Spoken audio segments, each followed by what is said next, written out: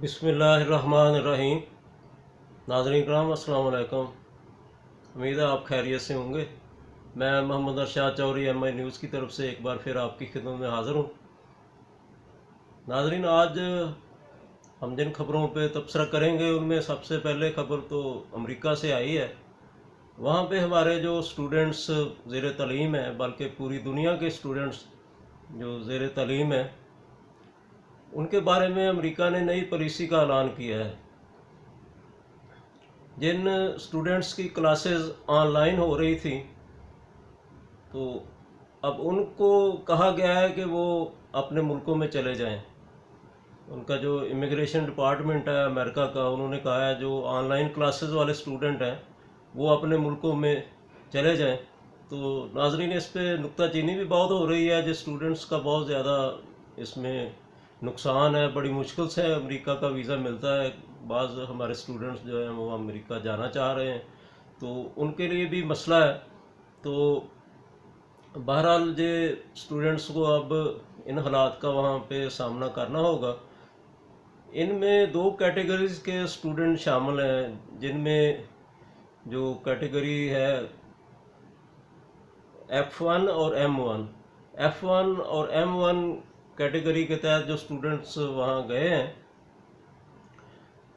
उनके लिए ये मसला है कि अगर वो ऑनलाइन क्लासेस पढ़ रहे हैं, तो जो स्टूडेंट J1 कैटेगरी के तहत गए हैं, J1 वो कैटेगरी है जिसमें स्टूडेंट्स एक्सचेंज प्रोग्राम के तहत जाते हैं। अमेरिकी हुकूमत उनको स्पॉन्सर करती है या वो स्कॉलरशिप पे पढ़ते हैं, उसको J1 कैटेगरी कहते हैं। इन स्टूडेंट को कोई मसला नहीं होगा, ये स्टूडेंट एज सच पढ़ते रहेंगे। तो जो स्टूडेंट सेल्फ फाइनेंस स्कीम के तहत गए हैं, अपने खर्चे पे गए हैं, तो उनके लिए मसला है। तो अब उनको चाहिए वो ऐसी क्लासेस में दाखला ले लें जो ऑनलाइन नहीं है, इन पर्सन हो रही हैं। तो फिर अमेरिकी हुकूमत ने कहा है कि अगर वो अपनी चेंज कर लें क्लासेस, ऐसी कैटेगरी में चले जाएं, ऐसी यूनिवर्सिटी में या कॉलेजेस में दाखला ले लें जो कि ऑनलाइन नहीं है, इन पर्सन वहाँ पे तालीम होती है, तो फिर उनको अमेरिका में रहने की इजाज़त होगी। तो अमेरिका बैरून मुल्क स्टूडेंट से अरबों डॉलर कमा रहा है। तो ये जो ट्रंप की पॉलिसीज़ हैं, जो इमिग्रेशन के बारे में उसके व्यूज़ हैं, इमिग्रेशन के मुखालफाना रवैया जो मौजूदा हुकूमत का है, ये भी कोई फ़ैसला उसी के तहत हुआ है। तो स्टूडेंट्स को अब इसके तहत ही एडजस्ट करना पड़ेगा। पाकिस्तान में पिछले साल तकरीबन 2000 से ज़्यादा स्टूडेंट्स ने इस कैटेगरी के तहत अमेरिका का वीज़ा हासिल किया था। तो मजबूरी तादाद तो अब इससे ज़्यादा होगी। तो अब इन स्टूडेंट्स को चाहिए, अगर वो अमेरिका में रहना चाहते हैं, तो फिर वो इन पर्सन जो क्लासेस हो रही हैं जिन अदारों में, वहाँ पे दाखला ले लें। तो अदरवाइज़ उनको फिर पाकिस्तान आना पड़ेगा। बल्कि जो पाकिस्तान के लिए पॉलिसी नहीं है, पूरी दुनिया के स्टूडेंट्स के लिए है। इससे बहुत ज़्यादा स्टूडेंट्स मुतासर होंगे। अमेरिका में इसमें प्रोटेस्ट तो हो रहा है, हो सकता है जो अमेरिकी हुकूमत को पॉलिसी बदलनी पड़े। बहरहाल अब जो पॉलिसी है वो उसका ऐलान जारी किया गया है। तो नाजरीन, अब थोड़ा मुल्की सियासत पे बात करते हैं। मुल्की सियासत में कोई ऐसी नई डेवलपमेंट नहीं है, वही इल्ज़ाम तराशी और एक दूसरे को नीचा दिखाने की सियासत है जो आवाम के असल मसाइल हैं। अब इतने मसाइल हमने किसी हुकूमत में भी नहीं देखे जितने अवाम मुश्किल का शिकार हैं। ख़ास तौर पे गरीब के लिए अब रोटी खाना भी मुश्किल है। अब आटे की कीमत देखें जे, अब जो कहते हैं 850 रुपये 20 किलो का थैला था पंजाब हुकूमत के ऐलान के मुताबिक, अब 860 कह रहे हैं। लेकिन 860 का भी नहीं मिल रहा है, 1000 से ज़ायद का 20 किलो का थैला मिल रहा है। तो आटा देख लें, बाकी चीनी देख लें, दूसरे मसाइल देख लें, अब इन पे तवज्जो नहीं है, इनकी कीमतें कम करने पर तवज्जो नहीं है। अब सिंध में मसले जो कराची के बहुत ज़्यादा मसाइल हैं। कराची में लाइट का बहुत मसला है, लोड शेडिंग तो अब वैसे पूरे मुल्क में ही हो रही है, लेकिन कराची में बहुत ज़्यादा लोड शेडिंग का मसला है। अब इस पर भी कोई तवज्जो किसी की नहीं है। अब ये दोनों हुकूमतें, जो सिंध हुकूमत है और वफाकी हुकूमत है, एक दूसरे को नीचा दिखाने की कोशिशों में मसरूफ़ है। JIT के बारे में वो पहले सिंध हुकूमत पे जो PTI इल्ज़ाम लगाती थी, उन्होंने अज़हर बलोच को सपोर्ट करते रहे हैं, और वो रिपोर्ट्स जो हैं JIT की उनको जो छुपा लिया है इन्होंने। अब उन्होंने वो रिपोर्ट्स जो है वो प्रेस को दे दी हैं, तो जारी कर दी हैं रिपोर्ट्स। तो अब ये कह रहे हैं वो रिपोर्ट्स जो हैं वो असली नहीं है। अब पता नहीं, अब JIT की तो एक ही रिपोर्ट होनी चाहिए। अब ये इस मुल्क में कोई भी काम सीधा नहीं होता। JIT की रिपोर्ट्स भी अब 2 नंबर हैं, जैसे दूसरे मामला 2 नंबर हैं। अब JIT की रिपोर्ट्स के बारे में शक शुबात का इजहार किया जा रहा है। हर मामले में इधर शक शुबात पैदा कर दिए जाते हैं, डाउट्स पैदा कर दिए जाते हैं। कोई भी मामला जो है वो सही सिमत में नहीं चलता। अब आवाम के असल मसाइल से तवज्जो हटाने के लिए अब जो दोनों पार्टियां PTI और पीपल्स पार्टी जो सारा दिन मीडिया पे प्रेस कॉन्फ्रेंस करती हैं, घंटों में इनकी प्रेस कॉन्फ्रेंस होती रहती हैं। वो PTI वाले जाते हैं तो पीपल पार्टी वाले आ जाते हैं, पीपल पार्टी वाले जाते हैं तो PTI वाले आ जाते हैं।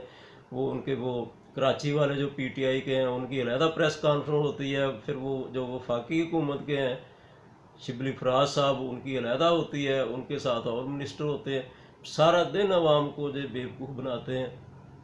एक्चुअली इन्होंने जो झूठे नारे लगाए थे, अवाम इनके जाल में जैसे आ गए थे, तो अब इनको जो चस्का पड़ गया है। अब इनका ख्याल है जिस तरह हमने वो झूठे वादे करके अवाम को बेवकूफ़ बनाया है, तो हम हुकूमत भी इस तरह कर लेंगे।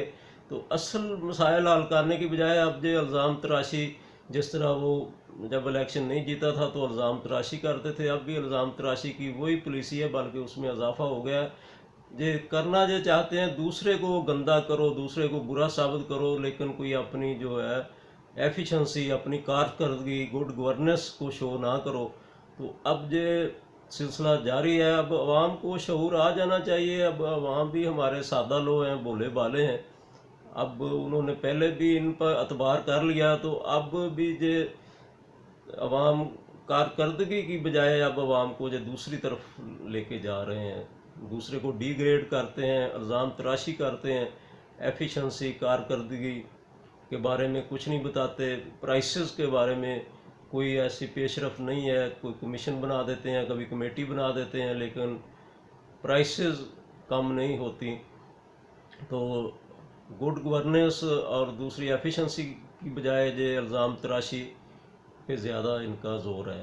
तो अवाम को इससे कुछ हासिल नहीं हो रहा, और अवाम जो है वो बदस्तूर मसाइल में गिरे हुए हैं। तो नाज़रीन, अब और भी एक ये जो ऑल पार्टी कॉन्फ्रेंस के बारे में आज सारा दिन वो खबरें चलती रहीं कि पीपल पार्टी के चेयरमैन बिलावल भुट्टो जरदारी जो हैं वो नून लीग से मुतमिन नहीं है, बल्कि खुश नहीं है कि नून लीग ने कोई ख़ास इंथुजियाज़म शो नहीं किया, और अपने उनको जो पार्टीज़ इकट्ठा हो रही हैं इस बारे में कोई उनसे रब्ता नहीं किया बिलावल भुट्टो जरदारी से। तो अब मौलाना फजल रहमान की तरफ से एक स्टेटमेंट आई है। उन्होंने ये बताया है कि ऑल पार्टीज़ कॉन्फ्रेंस जो है वो 9 जुलाई को होगी, और तमाम पार्टीज़ को उसमें मदऊ किया गया है।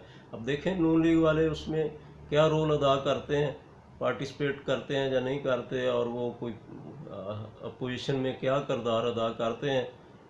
अब पता नहीं है, अब नून लीग की पॉलिसी वाज़े नहीं है। मुझे लगता है कि उनको जो अब पता चल गया है, अब जो हुकूमत जो है वो ठहर तो नहीं सकती। तो अब खामखा पंगा लेने का फ़ायदा नहीं है, रोडों पे आने का या बयानबाजी का, क्योंकि जो खुद ही अब जो लगता है इनका चल चलाई का मसला पैदा हो गया है। तो शायद नून लीग वाले इसलिए ज़्यादा शोर शराबा नहीं कर रहे कि उनको लग रहा है कि जो हुकूमत खुद ही जो है वो जा रही है। तो मौलाना फजल रहमान ने भी आज कहा है जो हुकूमत बेहतर है खुद ही इस्तीफ़ा दे दे, क्योंकि अब जो इनकी किश्ती जो है डूबने वाली है। उन्होंने फरमाया जो इनकी किश्ती डूबने वाली है। अब देखें जो डूबती है या नहीं डूबती है। बहरहाल माशी हालात तो काफ़ी ख़राब है।